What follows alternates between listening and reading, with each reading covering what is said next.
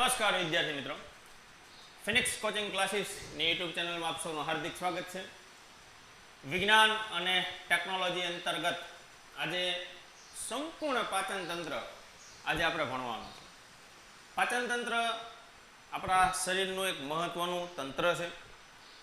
પાચન તંત્રના ઘણા બધા અવયવોમાં એના ભાગ પડેલા છે. એ દરેક અવયવ વિશે આપણે સમજશું, દરેક અવયવનું શું મહત્વ છે. તમને સરસ મજાની આપણે પાચન તંત્રની આકૃતિ દેખાય છે. પહેલાં આપણે થોડીક આકૃતિ સમજી લે, સીધા ટોપિક ઉપર આવશું, જેથી મેક્સિમમ આપણે પ્રયત્ન કરશું કે વિડીયો નાનો બને અને બધા ટોપિકની જે મહત્વપૂર્ણ બાબત છે એની ચર્ચા થઈ જાય. નાના નાના એક એક વિભાગના વિડીયો આની પહેલાં આપણી ચેનલમાં અપલોડ થયેલા છે, પણ તેમાં અમુક ભાગ નથી. એટલે સંપૂર્ણ પાચન તંત્રનો આ વિડીયો તમે જોઈ લેશો એટલે લગભગ પાચન તંત્રનો કોઈ પણ ક્વેશ્ચન આની બહાર હશે નહીં, એ 100%. એટલે ખાસ છેલ્લે સુધી જોજો. ચેનલને હજી સબસ્ક્રાઈબ ન કરી હોય તો સબસ્ક્રાઈબ કરી લેજો અને આ ટોપિકને વધારેમાં વધારે શેર કરજો. આકૃતિ પાચન તંત્રની શરૂઆત જો આપણે જોઈએ તો એ મુખ ગુહાથી થશે. પહેલી લાઈનમાં પહેલો પ્રશ્ન બની જાય છે, પાચન તંત્રની શરૂઆત ક્યાંથી થાય છે? તો મુખ ગુહાથી થાય છે. મુખ ગુહા આપણો મુખનો ભાગ. મુખ ગુહાની અંદર દાંત અને જીભ આ બંને બાબતનો ઉલ્લેખ થાય છે. એનું શું મહત્વ એ આપણે જોશું. આપણે એક એક પાઠ સમજવાના. ત્યારબાદ મુખ ગુહાથી અન્નળી, અન્નળીથી ખોરાક જઠરમાં આવશે. જઠરમાં 3 કલાક ખોરાક છે વલોવાશે. ત્યારબાદ એ ખોરાક નાના આંતરડામાં આવશે. છે નાનું, અંદરનું છે નાનું પણ લંબાઈમાં મોટું છે. ત્યારબાદ એ ખોરાક મોટા આંતરડામાં જશે. ત્યારબાદ મળાશય અને મળદ્વાર. તો આપણને એમ થાય સાહેબ યકૃત અને સ્વાદુપિંડ એ શું છે? કેમ કે યકૃત અને સ્વાદુપિંડનો ઉલ્લેખ પાચન તંત્રમાં થાય જ છે. તો યકૃત અને સ્વાદુપિંડ એના સહાયક અંગો છે. તમે જો આખી લિંક એની બનાવો તો એની અંદર ઉલ્લેખ નહીં થાય. એટલે લિંક આખી તમને એમ પૂછે કે પાચન તંત્રની નીચેનામાંથી આવો પ્રશ્ન પૂછાય છે તો તમારે આ રીતના લખવું પડે કે મુખ, મુખથી અન્નળી,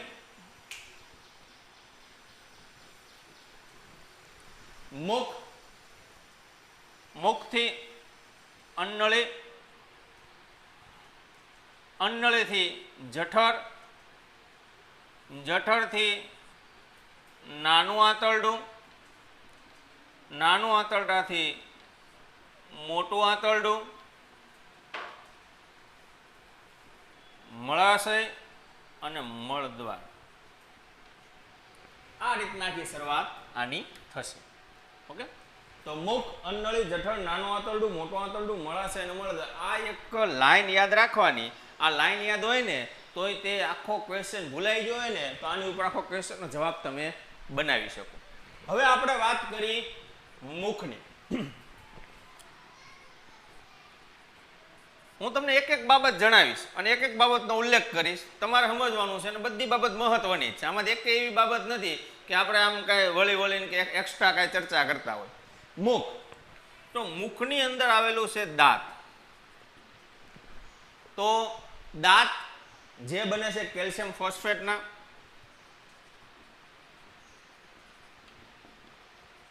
અને આપણે જ્યારે નાના હોય ને ત્યારે 20 દૂધિયા દાંત આવે. 20 એ દૂધિયા દાંત હોય અને પછી બીજા એટલે 2 વાર દાંત આવે. આપણા જીવનમાં 2 વાર દાંત આવવાની પ્રશ્ન. પછી ઘણા 100 વર્ષ પછી નવા દાંત આવે છે. એટલે એક સમયગાળો આખો પૂરો થઈ ગયો, એક સૈકો પૂરો થઈ ગયો. એટલે દાંત કેલ્શિયમ ફોસ્ફેટના બને છે. ત્યારબાદ અંદર આવેલી જીભ. તો જીભની અંદર આપણને ખ્યાલ છે 6 પ્રકારના સ્વાદ આપણે લઈશી. પણ જીભની અંદર આવેલો એમાયરેજ નામનો ઉત્સેચક, જીભની અંદર આવેલો એમાયરેજ એટલે જીભની અંદર ક્યાં આવેલો છે? લાળ રસમાં. જીભ ઉપર જે હોય લાળ રસ એની અંદર આવેલો એમાયરેજ નામનો ઉત્સેચક.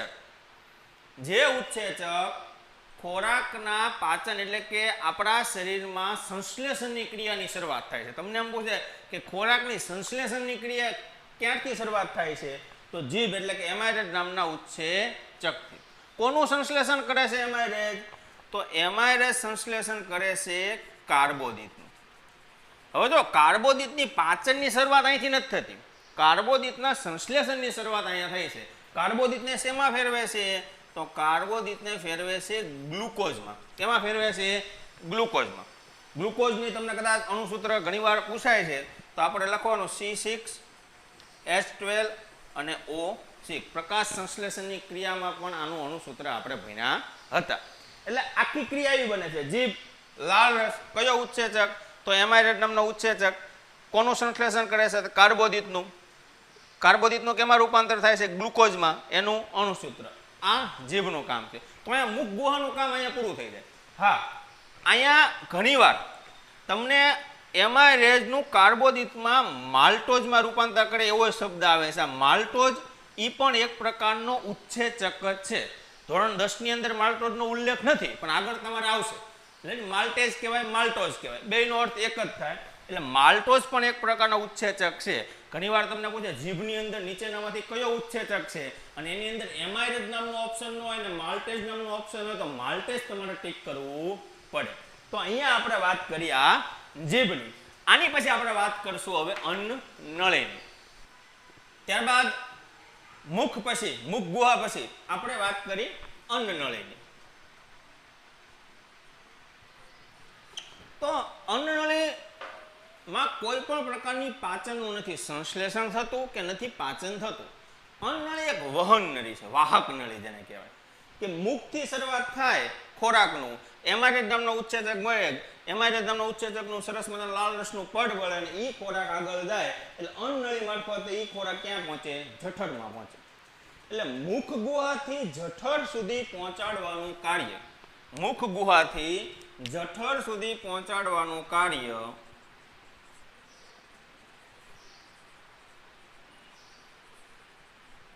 ખોરાક પહોંચાડવાનું કાર્ય કોણ કરે છે? અન્નનળી.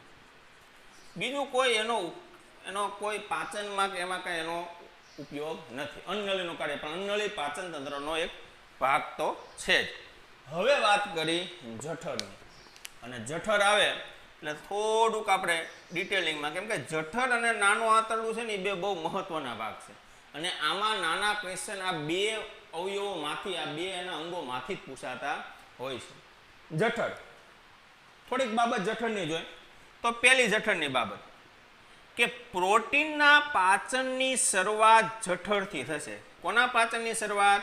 પ્રોટીનના પાચનની શરૂઆત ક્યાંથી થશે? જઠરથી થશે. આ યાદ રાખજો. બીજું, જઠરમાં 3 કલાક ખોરાક હોય ને એ તમારો હલવાય. કેટલી કલાક હલવાય? 3 કલાક. એટલે આમ આપણે કેમ મિક્સર હોય ઘરે, એ મિક્સર જેવું કામ કરે. ખોરાકને પહોંચેલે હલવાનું કાર્ય કરે. એમ કે એને પ્રવાહી બનાવવાનું છે. અર્ધ પ્રવાહીમાંથી સંપૂર્ણ પ્રવાહી બને એવો પ્રયત્ન કરવાનો છે. એટલે એ કાર્ય કોણ કરશે? જઠર. જઠરમાં 3 પ્રકારના ઉત્સેચક હોય. દરેક ઉત્સેચકના નામ યાદ રાખવાના છે, દરેક ઉત્સેચકના કાર્ય યાદ રાખવાના છે. પહેલો ઉત્સેચક હશે જઠરની અંદર, અહીંયા આવે છે. પહેલો ઉત્સેચક હશે જઠરની અંદર, એનું નામ છે મંદ HCl. બીજો ઉત્સેચક હશે પેપ્સિન અને ત્રીજો ઉત્સેચક હશે શ્લેષમ. પેલો મંદ HCl એટલે કે મંદ હાઇડ્રોક્લોરિક એસિડ, પેપ્સિન અને શ્લેષમ. ત્રણેય નામ કદાચ પહેલી વાર આપણા કાનની અંદર પડ્યા હોય, પણ એ નામ પરફેક્ટ આપણે યાદ રાખી લેવાના છે. મંદ HCl નું કાર્ય શું? મંદ HCl નું શું કાર્ય? તો આપણા જે શરીરની અંદર આપણે જે ખોરાક ખાય એમાંથી ઘણા બધા બેક્ટેરિયા અને ઘણી બધી એવા વાયરસ, સૂક્ષ્મ જીવો એ આપણા શરીરની અંદર મુખ ખુલ્લે, મુખ ગુહામાં પ્રવેશે. તો હવે શરીરની અંદર તો એ ખોરાકમાંથી આહારના મુખ્ય 6 ઘટકો જ લેવાના છે. કયા કયા? કાર્બોદિત, પ્રોટીન, વિટામિન, ચરબી, ખનિજ ક્ષારો અને પાણી. આની સિવાયનું જો કોઈ આવે અને એને નુકસાન કરે તો એનું સીધું માર કોણ કરશે? મંદ હાઇડ્રોક્લોરિક એસિડ. એક પ્રકારનું એસિડિક માધ્યમ છે જે ક્યાં આવેલું હોય છે? જઠરમાં. જઠર આખું એસિડિક માધ્યમથી જ બનેલું છે. આ યાદ રાખજો. જઠરની જવાય એસિડિક માધ્યમ આવેલું છે, કારણ કે એની અંદર શું આવેલું છે? મંદ હાઇડ્રોક્લોરિક એસિડ. ઘણી વાર આપણે જોઈએ છીએ કે એમ કે ઈનો લેતા હો શું કામ કે એસિડિટી થઈ ગઈ છે. તો એસિડિટીનું કારણ કે મંદ હાઇડ્રોક્લોરિક એસિડ ઓલરેડી આપણા શરીરમાં આવેલું હોય છે અને ઉપરાંત આપણે એવો તેજીલો કે એવો તીખો ખોરાક ખાય એટલે એનું પ્રમાણ વધી જાય અને એનું પ્રમાણ વધારવા માટે વધેરું પ્રમાણને બેસાડવા માટે આપણે બેઝનો ઉપયોગ કરવો પડે. જે તમે ઇનો લો છો ને એ બેઝ છે અને મંદ હાઇડ્રોક્લોરિક એસિડ એ એસિડિક માધ્યમ છે. એસિડ અને બેઝના તફાવત આપણે નાના ધોરણમાં ભણી ગયેલા છીએ. હવે વાત કરી પેપ્સિનની. એટલે આનું કાર્ય જંતુનાશકો કે એવા સૂક્ષ્મજીવો હોય જે નુકસાનકારક હોય એને રોકવા, એનાથી બચાવવા. હવે વાત કરી પેપ્સિનથી. તો પેપ્સિનનું શું કાર્ય છે? તો પેપ્સિનનું કાર્ય એ છે કે પ્રોટીન શા માટે પ્રોટીનની પાચનની શરૂઆત શરીરમાં સૌથી પહેલા થાય છે? સૌથી પહેલા કોઈ આહારના ઘટકની શરૂઆત થતી હોય તો પ્રોટીનની. ક્યાંથી થાય છે? તો જઠરમાંથી. કેમ ભાઈ? એનું સંશ્લેષણ કોણ કરે છે? તો પેપ્સિન કરે છે. શા માટે ત્યારે થાય? કારણ કે આપણા શરીરના જે સૂક્ષ્મ કોષ હોય છે, જે આપણા શરીરનો પાયાનો એકમ છે, એ પાયાના એકમ કોષને માત્ર ને માત્ર પ્રોટીન જ જોઈએ. એને બીજા કાર્બોદિત ચરબી આરે કઈ લેવા દેવા જ નથી. એટલે પ્રોટીનની પાચનની શરૂઆત જઠરથી થશે. યાદ રાખજો, બીજા કાર્બોદિત ચરબીની કોઈ પાચનની શરૂઆત થતી નથી. પ્રોટીનની પાચનની શરૂઆત જઠરથી થશે અને એનું સંશ્લેષણ કોણ કરશે? પેપ્સિન નામનો ઉત્સેચક. ઘણા આને પેપ્સિનોજન પણ કહેવાય છે, પણ આપણે સ્ટાન્ડર્ડ 10 માં પેપ્સિન છે. જૂના જીસીઆરટી માં પેપ્સિનોજન આવશે, એટલે આપણે એનસીઆરટી ના કોર્સ પ્રમાણે એટલે પેપ્સિન નામ લખ્યું છે. ત્યારબાદ શ્લેષમ. તો શ્લેષમનું કાર્ય, તો શ્લેષમ એક પ્રકારનો ચીકણો પદાર્થ છે અને તે બેઝિક માધ્યમ થોડુંક પૂરું પાડે છે. કેમ કે મેં તમને કીધું કે આખું એસિડિક માધ્યમ હોય. હવે એક ખારો માણસ, તીખો માણસ હોય, તમે એને નબળો પાડવા જોવે ને, તો એવું માધ્યમ કોણ પૂરું કરશે? શ્લેષમ કરશે. જેવું આ એસિડિક માધ્યમ લાગે કે વધ્યું છે તો પોતાની રીતે પ્રયત્ન કરશે કે એને ઠાળી દે. પછી તોય આપણે વધુ પ્રમાણે લેવલ બારનું એસિડિક માધ્યમ થાય તો છેલ્લે આપણે દવા એટલે કે ઇનો લેવું પડે અથવા દવાખાને જવું પડે. પણ બને ત્યાં સુધી શરીરની અંદર કોઈ એસિડિક માધ્યમને માપમાં લાવશે તો એ છે શ્લેષમ, એક ચીકણો પદાર્થ તરીકે પણ ઓળખાય છે. આમ મંદ HCl, પેપ્સિન અને શ્લેષમ આ ત્રણેય ઉત્સેચક અને એના કાર્યો આપણે યાદ રાખવાના રહેશે. હવે આપણે વાત કરશું નાના આંતરડાની. ત્યારબાદ ચર્ચા કરી નાનું આંતરડું. પાચન તંત્રની અંદર નાનું આંતરડું, ભલે શબ્દ નાનો આવે પણ આંતરડું સૌથી લંબાઈમાં મોટું છે. એટલે કે એની લંબાઈ છે અંદાજે 6.5 મીટર અથવા આપણે કહી શકાય 21 ફૂટ. ફૂટમાં કેવું હોય 21 ફૂટ, 6 અંદાજે 6 થી 7 મીટરે કે છે. પણ આ આપણે જે લખું છું એ ચોપડીની લેંગ્વેજ છે, એટલે કે તમારે ખાસ આ યાદ રાખવાનું રહેશે. એટલે 6.5 મીટર 21 ફૂટ. હવે આટલું મોટું આંતરડું હોય તેનું કાર્ય મોટું હોય ને, શું કાર્ય છે? તો આપણા શરીરની અંદર પ્રોટીનની પાચનની શરૂઆત ઓલરેડી થઈ ગઈ હતી, પણ અહીંયા પ્રોટીનનો ઉલ્લેખ તો થશે જ, એ આપણે જોશું. પણ મુખ્ય કાર્બોદિત અને ચરબી આ ત્રણેયનું સંપૂર્ણ પાચન અહીંયા થશે. આપણા આહારના ઘટકોમાં એક તો પાણી, બ્રેક મૂકી દે. ખનિજ ક્ષારો જે આપણને એક્સ્ટ્રા મળતા હોય બ્રેક મૂકી દે. વિટામિન્સ ફ્રૂટમાંથી મળે છે. મેક્સિમમ આપણા જે ખોરાક ગ્રહણ કરી છે ને એમાં પ્રોટીન, કાર્બોદિત અને ચરબીનો મેક્સિમમ ભાગ હોય છે. આ ત્રણેયનું સંપૂર્ણ પાચન, કેમ કે ઓલો બધું ડાયરેક્ટ છે ને રક્તની અંદર ભળતા હોય છે, આને રક્ત અંદર ભળે એટલે સંપૂર્ણ પાચન. પ્રોટીનના પાચનની શરૂઆત ક્યારે થઈ હતી? જઠરમાં. પણ સંપૂર્ણ પાચન ક્યાં થશે? નાના આંતરડાની અંદર. એટલે આ એક ખ્યાલ. કાર્ય પૂછે તો પ્રોટીન, કાર્બોદિત, ચરબીનું સંપૂર્ણ પાચન કરે છે. એના મુખદ્વાર, નાના આંતરડાની મુખદ્વારને આપણે કહેશું પક્વાશય. શું કહેશું? પક્વાશય. શબ્દ યાદ રાખજો, બોલવું એવું લાગે તો બુક અને પેન લઈને બેસવાનું, એટલે આપણે લખતા રહેવાય. એટલે પક્વાશય, એના મુખદ્વારના ભાગને આપણે કહેશું પક્વાશય. ઓકે. હવે એની અંદર નાના આંતરડાની અંદર બે આપણા જે સહાયક અંગો છે, પાચન તંત્રના બે સહાયક અંગો કયા કયા? યકૃત અને સ્વાદુપિંડ.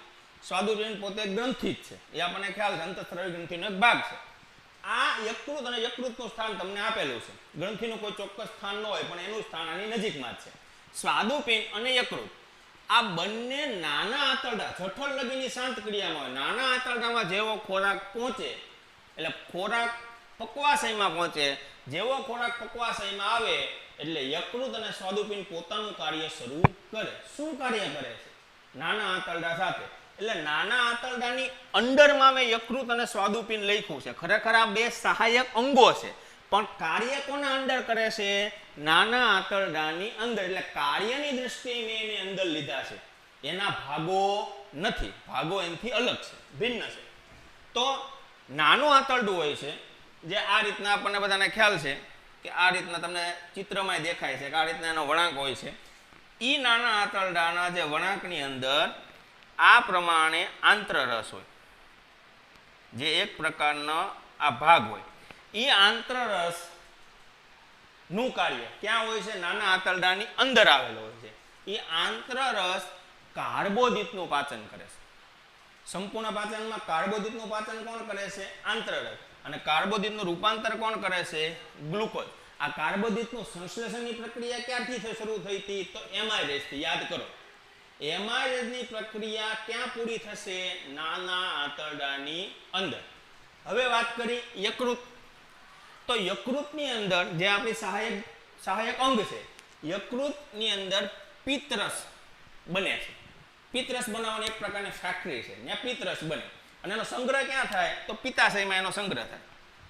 કાર્ય શું? પિત્તાશયના પિત્તરસનું કાર્ય શું?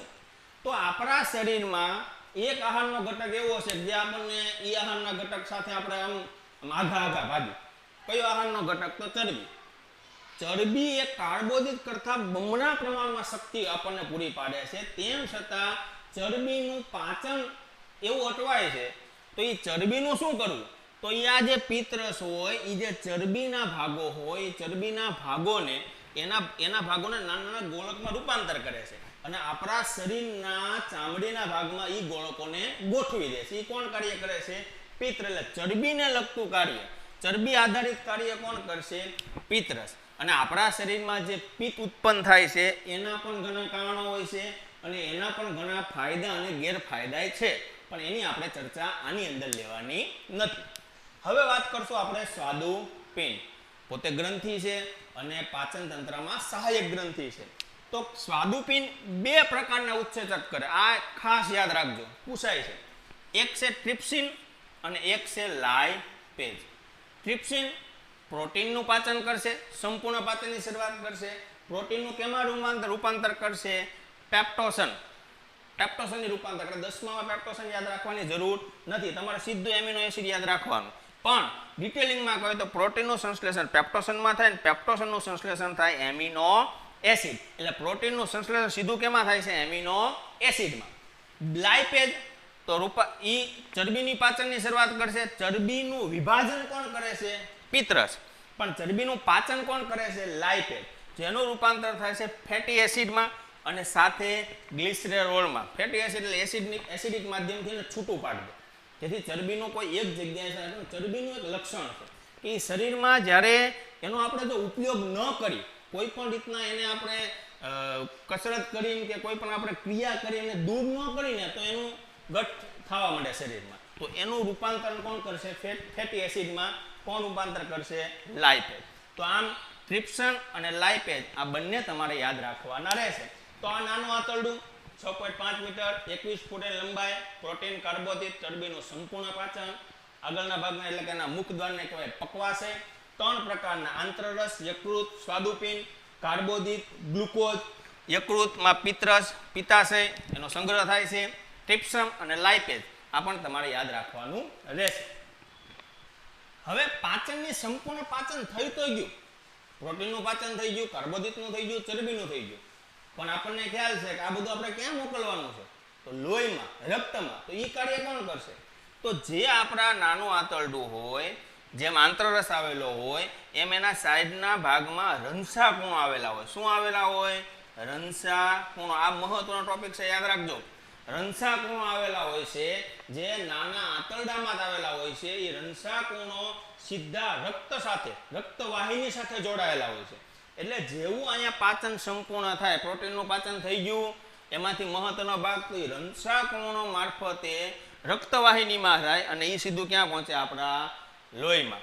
એટલે કે આપણા રક્તમાં એ સીધું પાચન, એવી રીતના પ્રોટીનનું, એ જ રીતના કાર્બોદિતનું અને એ જ પ્રમાણે ચરબીનું. તો આ રંસાકણોનો ભાગ પણ આની અંદર ખાસ યાદ રાખવાનો રહેશે. તો આમ અહીંયા આપણે નાનું આંતરડું આપણે કમ્પ્લીટ આની અંદર કરશું. તો આમ આપણે મુખથી શરૂઆત કરી, અન્નળી, ત્યારબાદ જઠર, નાનું આંતરડું, મોટું આંતરડું. હવે આપણે મોટા આંતરડા વિશે ભણવાનું છે. મુખમાં આપણને તરત યાદ આવે, મુખની વાત આવે એટલે તરત જીભ યાદ આવે. એમાયરસ નામનો ઉત્સેચક, માલ્ટોઝમાં રૂપાંતર, ગ્લુકોઝમાં કાર્બોદિતનું ગ્લુકોઝમાં રૂપાંતર, અન્નળી માત્ર વાહક નળી, જઠર 3 પ્રકારના ઉત્સેચક હોય, મંદ HCl, પેપ્સિન, શ્લેષમ, ત્રણેયના કાર્યો. નાનું આંતરડું તો સહાયક, યકૃત અને સ્વાદુપિંડ, એના કાર્યો. પોતે આંતરરસ એટલે રંસાકણો મારફતે રક્તમાં પાચન એટલે કે પ્રોટીન, કાર્બોદિત અને ચરબીનું સંપૂર્ણ પાચન થાય. અને હવે આપણે વાત કરી મોટા આંતરડાની. મોટું આંતરડું. મોટું આંતરડું અંદાજિત લંબાઈ 6 થી 7 ફૂટ. શું કાર્યક્રમ? આમ તો જેમ નાના આંતરડાની શરૂઆત કેમથી થઈ? પકવાશયથી. તો મોટા આંતરડાની શરૂઆત થાય છે આંત્રપુષ્ઠથી, જેને કહેવાય એપેન્ડિક્સ. આપણે એપેન્ડિક્સ, ઘણા એપેન્ડિક્સના ઓપરેશન કરાવવા પડે. સામાન્ય એક વધતો ભાગ છે આપણા શરીરનો, જે જો વધારે પ્રકારનો વધે તો આપણે ઓપરેશન કરી એનો નિકાલ કરવો પડે. એટલે આંત્રપુષ્ઠ શરૂઆત કોની શરૂઆત છે? તો મોટા આંતરડાની. કાર્ય શું છે? તો પાણી શોષવાનું કાર્ય કરે છે. હવે જે કાંઈ પ્રવાહી માધ્યમ થઈ ગયું હોય એ માધ્યમને જે હવે અહીંયા સાવ નકામું દ્રવ્ય અહીંયા અંદર આવ્યું છે, જે મહત્વનું છે એ બધું આપણે લોહીમાં મોકલી દીધું છે. હવે આ જે ભાગ છે, જે પ્રવાહી છે, એ પ્રવાહીમાંથી પાણી શોષી લે છે. અને પાણી શોષીને એ જે ઘન કચરો જે વધે, જે પાણી શોષાય છે એમાં જે ઘન કચરો વધે, એ ઘન કચરો સીધો ક્યાં જવા દેશે? તો મળ દ્વારમાં. પાણી શોષવાની ક્રિયા ક્યાં થશે? મળાશયમાં. એટલે મળાશયમાંથી મળદ્વાર અને અહીંયા તમારા સંપૂર્ણ પાચનની ક્રિયા પૂરી થાય. ફરીથી મોટું આંતરડું, પાણી શોષવાની ક્રિયા, મળાશય, અને મળાશયમાંથી જે ઘન કચરો વધે, જે નકામો કચરો હોય, જે ઘન કચરો હોય, એ મળદ્વારથી દૂર થશે. તો અહીંયા સમગ્ર અહીંયા પાચનની પ્રક્રિયા. દરેક એક તમે ભાગ જોવો ને, એક ભાગમાં આપણે મહત્વની બાબતનો દરેકનો ઉલ્લેખ કર્યો છે. આટલી બાબત તમે યાદ રાખો. આમાંથી એક તમે જો ક્વેશ્ચન બનાવો ને તો ઘણા બધા ક્વેશ્ચન થાય, અને એ ક્વેશ્ચનની બહાર તમારે પાચન તંત્રમાં કોઈ દિવસ પૂછાય નહીં. અસ્તુ.